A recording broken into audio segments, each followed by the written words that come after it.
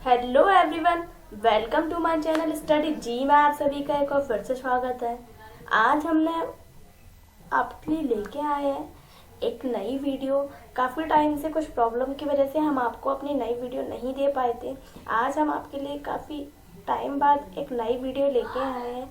आज हम आपको सिखाएंगे कि टैली ERP9 में जो शब्द बार बार यूज़ होते हैं, जैसे कि accounting, goods, assets, liabilities, capital, debtor, creditor, ये सब क्या है, ये क्या होते हैं, इनका सेंस आप जानते हैं नहीं जानते हैं।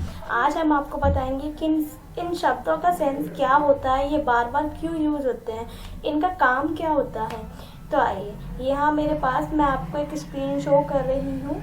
यहाँ देखें, कुछ डेफिनेशंस होती हैं टैली से रिलेटेड जो आपको बताती हैं कि इससे रिलेटेड वर्ड्स का क्या सेंस है, कहाँ यूज होता है। देखिए, अकाउंटिंग सीखते समय कुछ शब्द हमें बार बार प्रयोग करने पड़ते हैं, तो पहले हम इन शब्दों का अर्थ समझते हैं। देखिए, कौन कौन से शब्द हैं? Goods, assets, liabilities, capital, debtor, creditor, cash transition, business transition, credit transition, account ledger etcetera.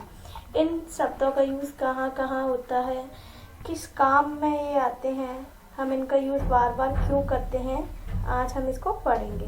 देखिए, हमें यहाँ पहले डेफिनेशन दी है गुड्स। गुड्स क्या होते हैं?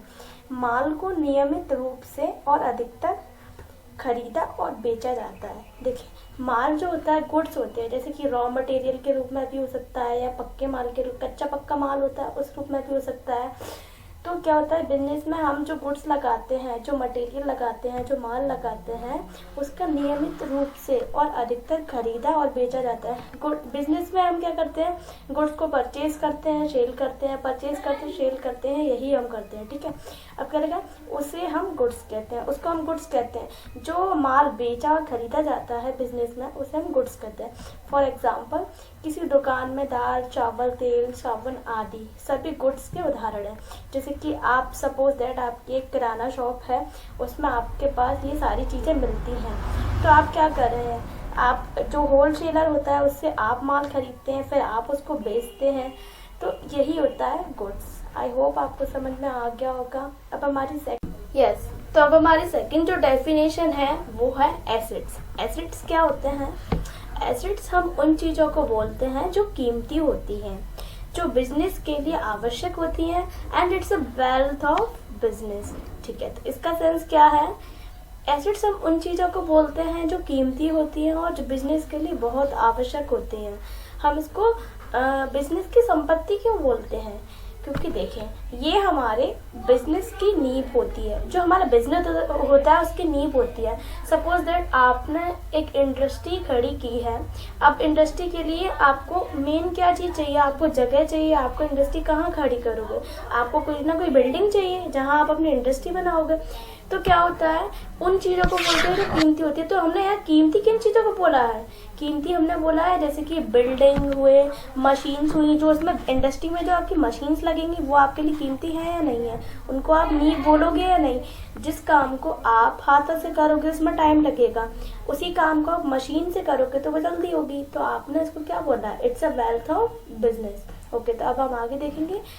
अगर ये चीज़ें सही नहीं होंगी तो हमारा बिजनेस नहीं चल सकता है। जैसे कि अगर आपकी कंपनी में, आपकी इंडस्ट्री में मशीन सही नहीं होगी तो आपकी इंडस्ट्री चल पाएगी? नहीं चल पाएगी, बिल्कुल नहीं चल पाएगी।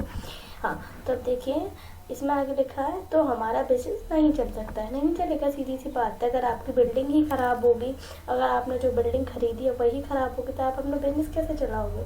तो हर एक चीज़ इम्पोर्टेंट रहती है। जैसे कि फॉर एग्जांपल में मैंने दिया है building, furniture, machinery, vehicle, ETC। ठीक है, तो आपको शायद समझ में आ गया हो कि हम एसेट्स किन को बोलते हैं। अब हमारे थर्ड हेडिंग आती है लाइबिलिटीज़। लाइबिलिटीज़ किसको बोलते हैं हम? देखिए, लाइबिलिटीज किसको बोलते हैं हम? ये दूसरों के द्वारा बिजनेस में लगाई जाती है। उदाहरण, बैंक द्वारा दिया गया लोन, क्रेडिट पर खरीदी गई चीज आदि। लाइबिलिटीज किसको बोलते हैं? जैसे कि हमें अपने बिजनेस में पैसा इन्वेस्ट करना है। पैसा अगर आपके पास नहीं है तो आप पैसा इन्वेस्ट कैसे करेंगे? आप बैंक से लोन लेंगे या किसी से उधार लेंगे, तो मतलब क्या हो गया बैंक के द्वारा लगाया गया लोन, जैसे कि किसी दूसरे के द्वारा, जैसे कि हमारे खुद की मनी होती तो हम उसे लाइबिलिटीज नहीं बोल सकते थे। तो दूसरों के द्वारा लगाया गया पैसा क्या हो जाता है, लाइबिलिटीज हो जाती है। जैसे कि क्रेडिट पर खरीदी गई चीज़ है, उधार पर ली गई चीज़ है। जैसे आपने कोई मशीन खरीदी है, वो आपने उधार पर ली है, तो हम उसको क्या बोलेंगे, लाइबिलिटीज बोलेंगे। ओके, तो आप समझ गए होंगे लाइबिलिटीज क्या होती है। तब हमारी फोर्थ जो डेफिनेशन है वो है कैपिटल। कैपिटल क्या होता है, बिजनेस में लगाई गई पूंजी या कंपनी के मालिक द्वारा लगाया हुआ पैसा। ये किसी भी रूप में हो सकता है, जैसे कि गुड्स, कैश, एसेट्स आदि रूप में हो सकता है, परंतु कैपिटल मालिक के द्वारा इन्वेस्ट की गई राशि होती है। जैसे कि कैपिटल क्या होता है, जैसे कि आपने कोई बिजनेस खड़ा किया, आपकी वो इंडस्ट्री है, आपकी कोई कंपनी है, आपने जो पैसा लगाया, आपकी खुद की जो कंपनी है, आपने उसमें पैसा लगाया है, तो क्या हो जाएगा, वो कैपिटल हो जाएगा। क्योंकि आप जब बिजनेस स्टार्ट करेंगे तो आपको उसमें कुछ ना कुछ पैसा इन्वेस्ट करना पड़ेगा। तो क्या होता है, वो किसी भी रूप में हो सकता है, जैसे कि गुड्स हो सकता है, आप कच्चा पक्का माल लगा सकते हैं, डायरेक्ट कैश लगा सकते हैं, पैसा लगाएंगे, एसेट्स लगाएंगे, कुछ मशीन्स वगैरह होंगी, बिल्डिंग होंगी, वो आप लगाएंगे, आदि रूप में हो सकता है। परंतु कैपिटल मालिक के द्वारा इन्वेस्ट की गई राशि होती है। दूसरे के द्वारा की गई होगी तो वो क्या हो जाएगी, लाइबिलिटीज। जैसे मैंने आपको बताया था, आपके खुद के द्वारा की गई है अपने बिजनेस में, तो क्या हो जाएगी, कैपिटल, आपकी पूंजी।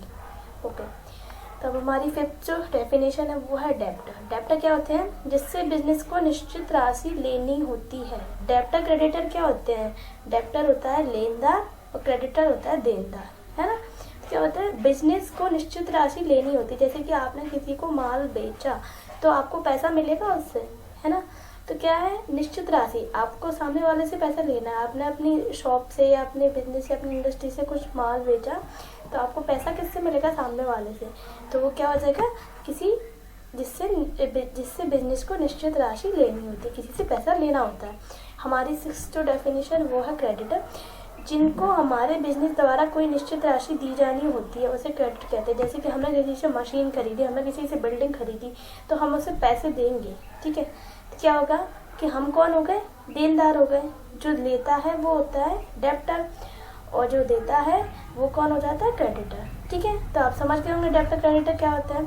अब आगे 7 definition, cash transition. Cash transition क्या होता है, जो ट्रांजिशन नकद किए जाते हैं उन्हें कैश ट्रांजिशन कहते हैं। इसमें आप चेक को इन्वॉल्व नहीं कर सकते हैं। कैश मतलब पैसे जब हम कोई ट्रांजिशन हैंड टू हैंड करते हैं, कैश ऑन डिलीवरी करते हैं। जैसे आप कोई चीज़ ऑर्डर करते हैं ऑनलाइन शॉपिंग पे, तो आप कोई भी अपने प्रोडक्ट मंगाते हैं तो आप उसको डायरेक्ट पैसे देते हैं, कैश ऑन डिलीवरी, तो उसको क्या बोलते हैं, कैश ट्रांजिशन। ट्रांजिशन कैसे हो रहा है, कैश रूप में हो रहा है, ठीक है। अब हमारी ये डेफिनेशन है बिजनेस ट्रांजिशन। यह बिजनेस से संबंधित होता है, ओके। इसका पूरा प्रभाव बिजनेस की फाइनेंस स्थिति पर पड़ता है।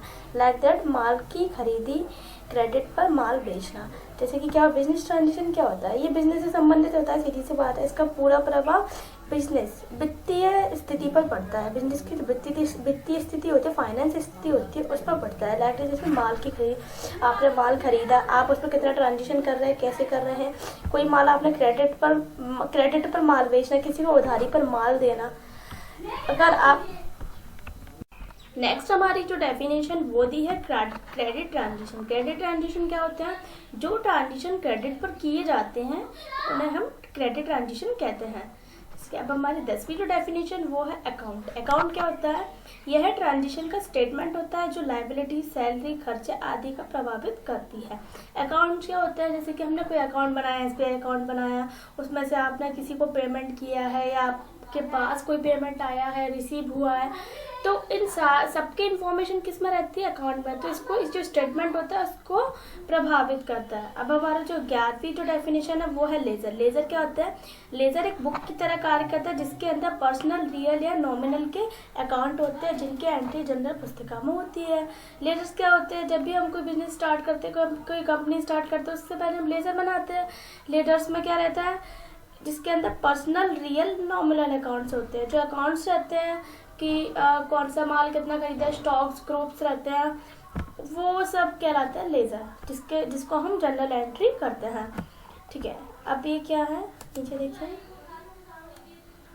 अब हमने लिखा है यहाँ ये सारे वह शब्द हैं जिनका प्रयोग हम बार बार टैली में करते हैं। इन शब्दों को आप बार बार अभ्यास कीजिए, आपको बड़ी ही आसानी से समझ में आ जाएगा। जैसे कि मैंने आपको बताया, आप इनको बार बार पढ़िए, आपको ये सारे वर्ड्स बार बार यूज होने वाले हैं, जो हमें बार बार शो होंगे। क्या होते हैं गुड्स, एसेट्स, कैपिटल, आपको सब कुछ समझ में आ गया होगा। अगर आपको कोई भी प्रॉब्लम आती है तो आप हमें डायरेक्ट कमेंट करके पूछ सकते हैं। Thanks for watching this. Like, comment and share. Please keep supporting me. Thank you.